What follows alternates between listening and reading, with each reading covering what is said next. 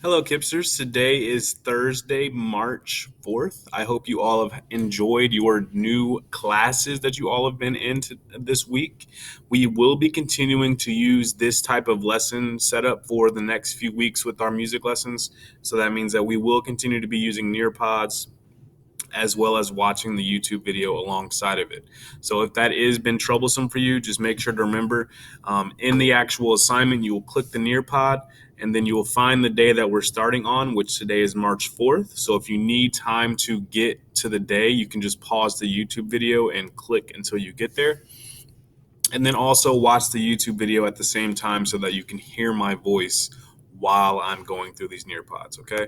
I know we haven't done this Nearpod lessons in a while, so it does take a little bit of time to get used to, but I'm sure you guys will figure it out much like you did last time. Okay, so today is March 4th. Today is going to be a really light day on music. We're just basically going to learn a few ways to identify brass family instruments. If you remember in one of the videos, I mentioned that some of the instruments, they kind of do look like brass instruments, and some of them are made of brass, but that doesn't mean that they're brass family. Okay, so that's not a lot of instruments. There's only a select few, but we're going to figure out we're going to look at a few clues and examples of what really makes a brass instrument and what can help you make the difference or catch the differences between the instruments. Okay. So March 4th, if you're on the Nearpod, you should be looking at this page with some marchers, some people who are marching.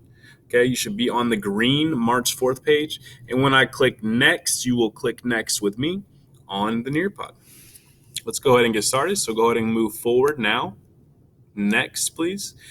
On your collaboration board, which brass instrument is your favorite? This whole week, we've been learning about different brass instruments, and we learned about the trumpet, the cornet, which is the smaller version of the trumpet, French horn, trombone, baritone, euphonium, and tuba. Of all of those instruments, which one did you enjoy learning about the most? Which one have you heard and enjoyed the sound of the most? And which one maybe would you want to play in the future if you had an interest in playing an instrument? Go ahead and pick one of them and then leave your post here, and I will come back and see what you guys have posted. For me, I'm going to post my favorite, and my favorite is French horn. Really love the sound of that instrument. It's a very regal sound, a very kingly sound, and it is used quite often in various different scores of music. Go ahead and take a couple more seconds to get this down, and then we will move on.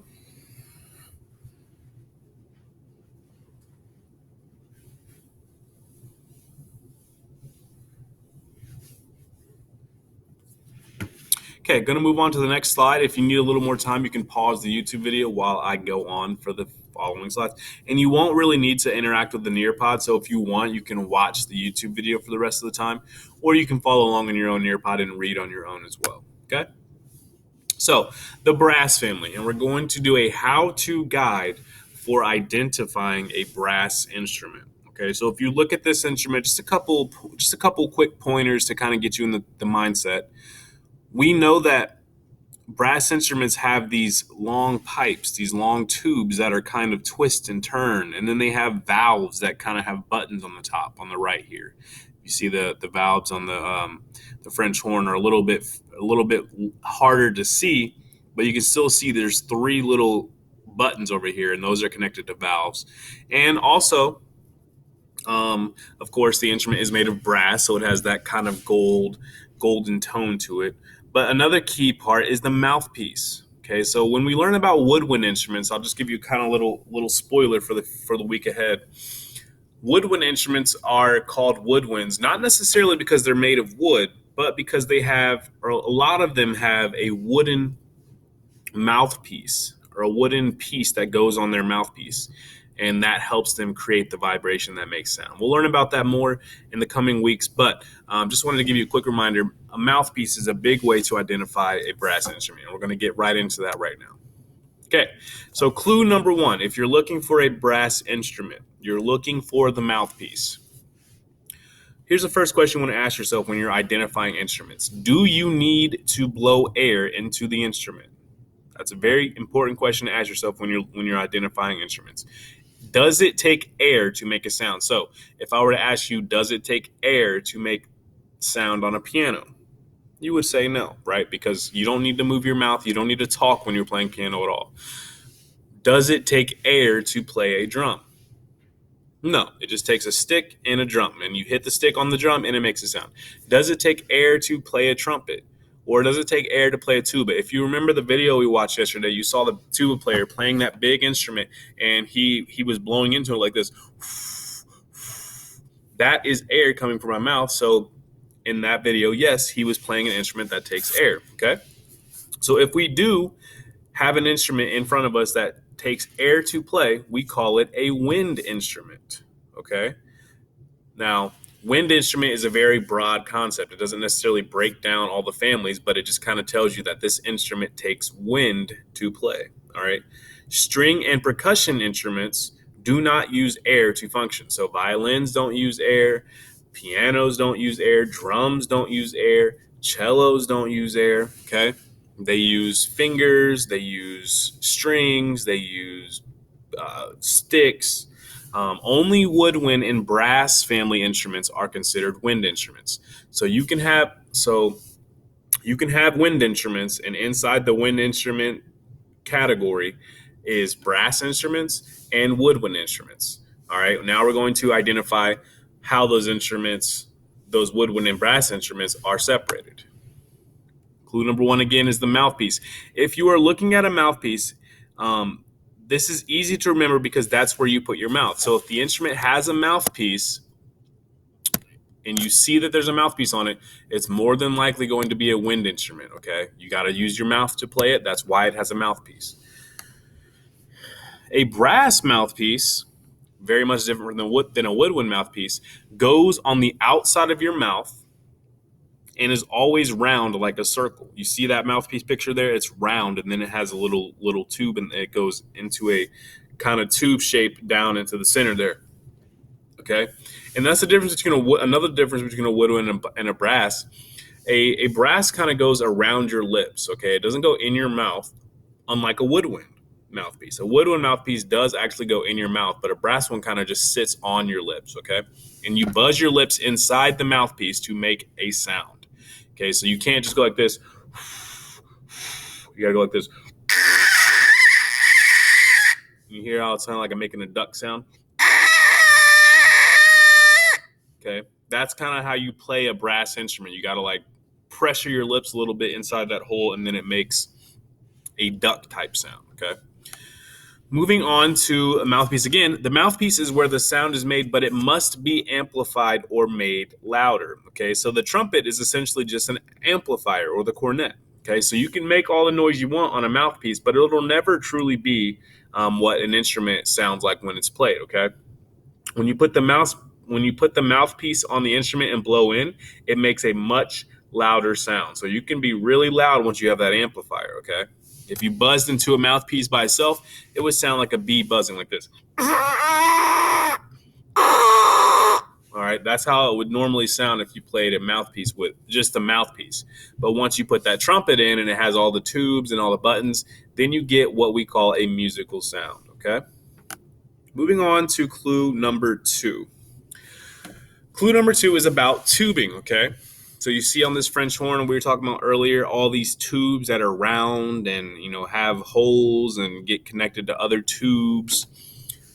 Woodwind instruments don't have tubes. They are usually just one cylindrical or one, what's what I'm looking for? A cylinder or cone-shaped instrument that doesn't necessarily tube or anything like that. It's usually straight up and down.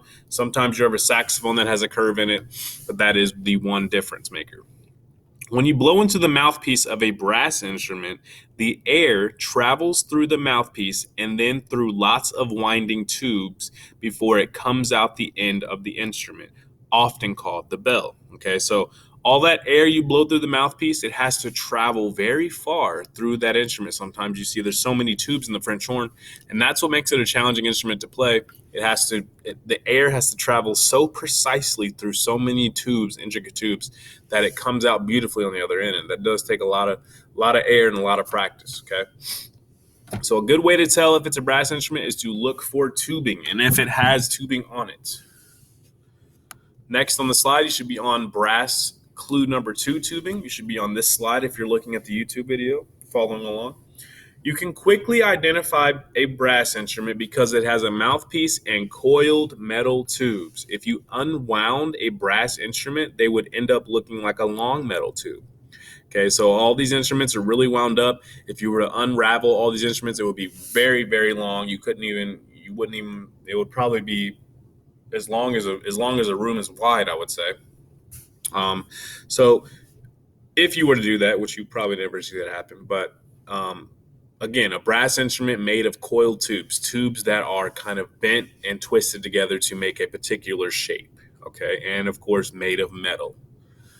A great way to tell about a brass instrument. Clue number 3, a little bit more detailed clue here. At the end of a brass instrument would be a flared bell. Okay, so the bell of the instrument is the end of the instrument, and that's where the sound kind of finally escapes into into the air. And because there's a bell, the sound can travel a little bit further out, like instead of just like one straight place, it can go out in various ways, and that is why a bell is shaped the way it is. With a brass instrument, air goes in the mouthpiece and can only come out of the bell. There are no other holes on the tubing of the instrument where air can escape. So, unlike a clarinet that has a lot of holes on the instrument that you have to eventually cover up with your hands, a trumpet or a tuba, they don't have any holes where sound can come out. The only way that a sound can come out of a brass instrument is through the bell. Okay, so there will be no air leaks or no buttons you have to make sure you're covering to get the sound proper. Okay, that is a unique thing about brass instruments. Whether the bell points, or sorry, moving forward in the near pod, whether the bell points straight forward, up in the air, or back behind you, the flared bell is a sign of a brass instrument. No other holes show up in the tubing so that all the air and sound can only come out of the bell. Okay, so again, if you're looking at a brass instrument, look for the flared bell. Look for a big bell on the end of the instrument. Now, a clarinet has a bell. The clarinet does have a bell. A saxophone has a bell, and they're kind of flared. The saxophone's a little more flared than the clarinet, but they're not brass instruments. So, of course, some instruments can have bells, and that doesn't mean they're brass. But when you really see a brass instrument with that flared big bell at the end, very strong indicator that it is a brass instrument. Checking our time here. Looks like we're doing well. Okay. Clue number 4. Brass instruments, of course, are made of metal. Traditionally, all brass family instruments were made of a metal alloy that is called brass, and that's why we call it the brass family. That's where the family gets its name. Some are coated with a golden or silver color, but underneath is almost always brass. So brass, when it comes out, it looks kind of brownish. It's not necessarily gold, but as you can see, this one's gold, this one's silver. Now, it doesn't mean that they have gold brass or they have silver brass. No, they painted that with a coating on top, so it looks a little cleaner than normal. But most of these instruments are made of brass, and I believe it's because brass has this crisp sound, much different than other metals. I'm sure there's been attempts at making a steel trumpet or a iron trumpet, but I believe that these inventors found that brass was the most the most bendable iron, the better sounding metal. Sorry. So they stuck with brass, but you'll see sometimes that you have silver trumpets and that you have really gold trumpets. You'll even see red trumpets if you wanted to. But most of the time, these are because they've been plated with gold or silver coating. Okay.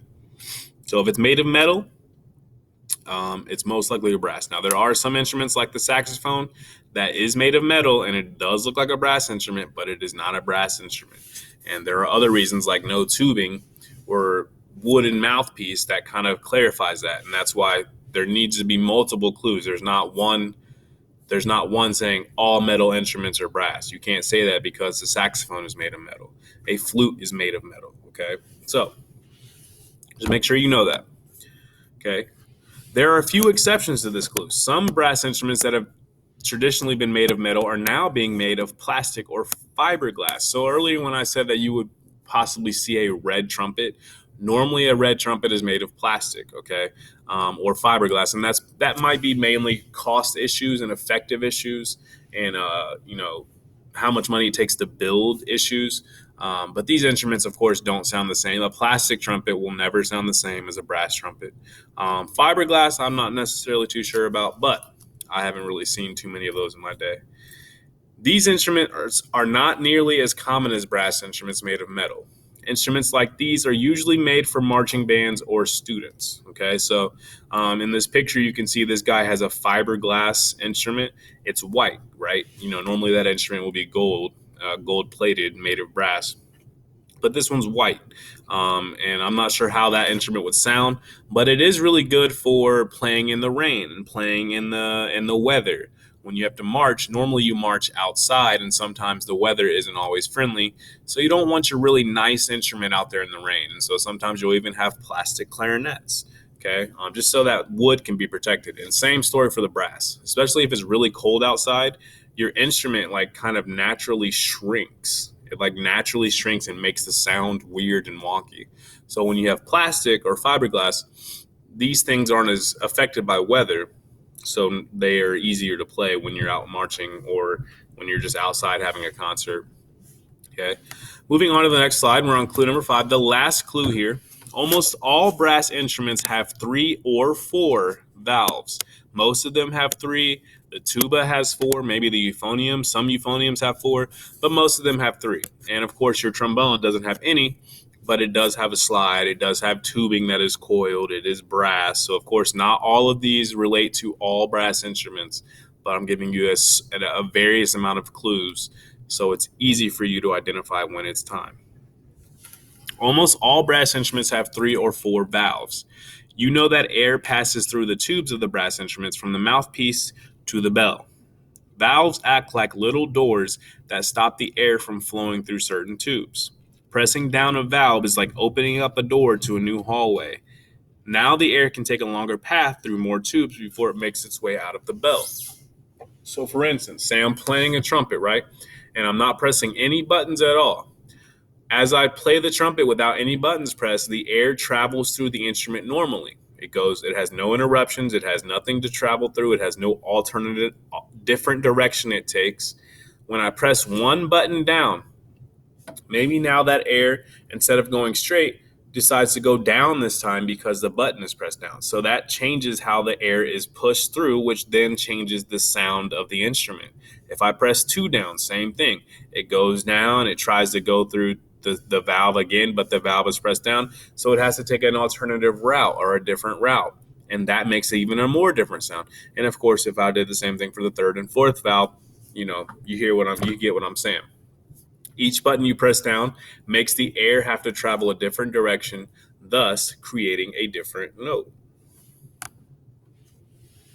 Most brass instruments have 3 or 4 valves, as I said. The trombone is the one exception because it doesn't usually have any valves, but instead has a very long slide. The further you pull out the slide, the lower the pitch sounds. So if you're going way out here, it'll be a lower note than if it's way up here. Okay, so low note, high note, low note, high note. All right. If you were to ever be interested in playing the trombone, which is a great instrument to be interested in playing. Okay. Hopefully you guys got some information from that. A lot of information digested in that. If you want to click through the Nearpod and read on your own, if you can read on your own, feel free to do that. It will be very easy for us to distinguish, especially tomorrow. We're going to do a review over what brass instruments are compared to woodwind. And then next week, we're going to probably go into woodwind instruments. I think that's the next family of instruments we are going to get acquainted with. As always, Mr. Isaac has 3 things for you. You are kind, you are smart, you are important. I look forward to seeing you all again in person and having class with you. And until then, have an awesome day.